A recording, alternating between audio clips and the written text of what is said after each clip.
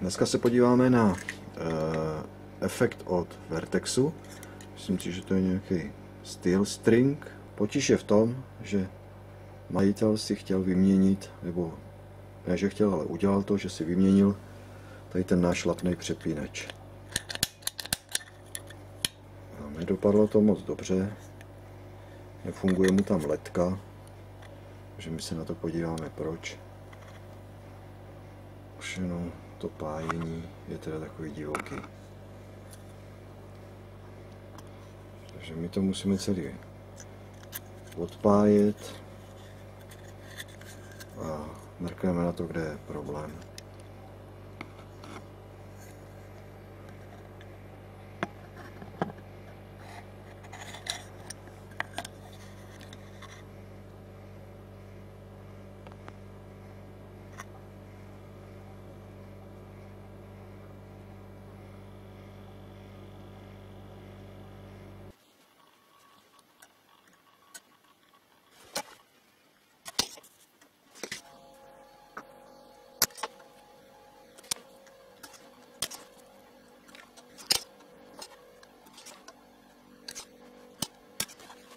Takže přepínač už máme oddělaný a tady vidíte naprosto typický problém nebo typickou závadu, co se stává.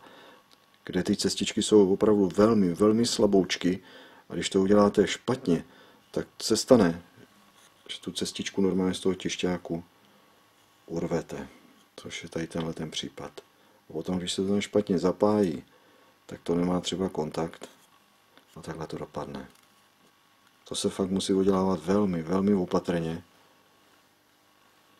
Se vám to pokusím nějak přiblížit, abyste to viděli. Takže celý se to musí vyčistit a opravit. No a udělá se to tak, že ta cestička, která tady je přerušená nebo chybí, tak se nahradí kousíčkem drátku z lícny. Musí se to celý vyčistit. Vyčistit potom tady ten přepínač, který je tady.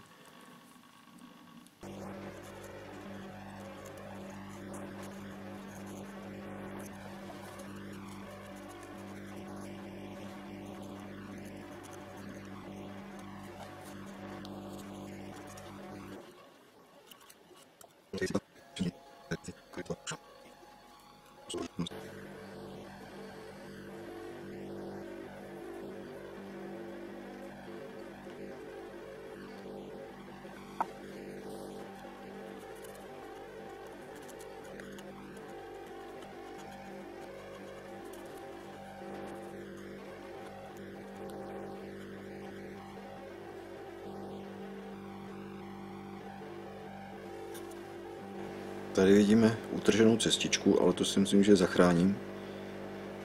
To uvidíme potom, až to budeme pájet. Mělo by se to k tomu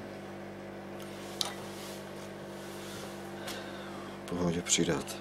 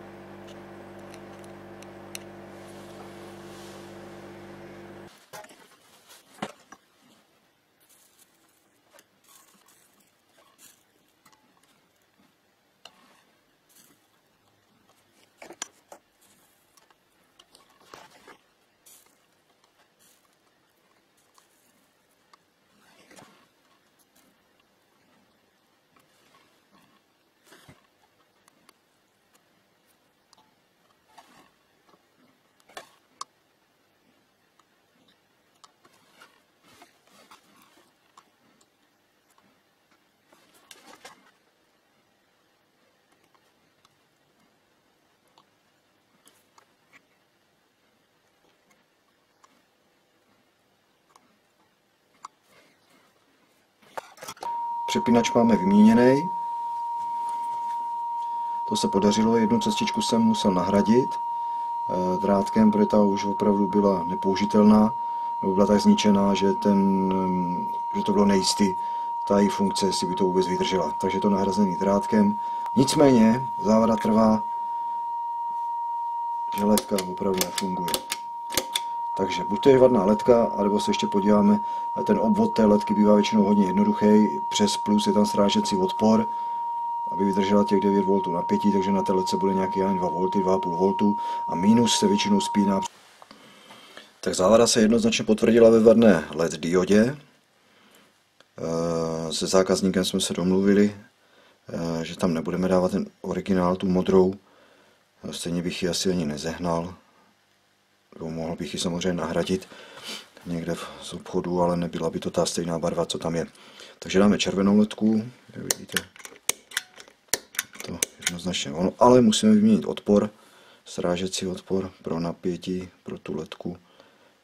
Tady je 10 kg odpor pro bývalou, ale my tam musíme dát 4K7.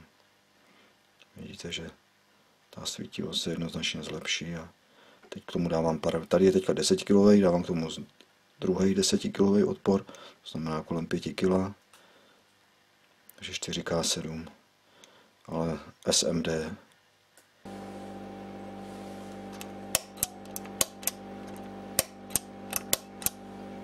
No, máme hotovo.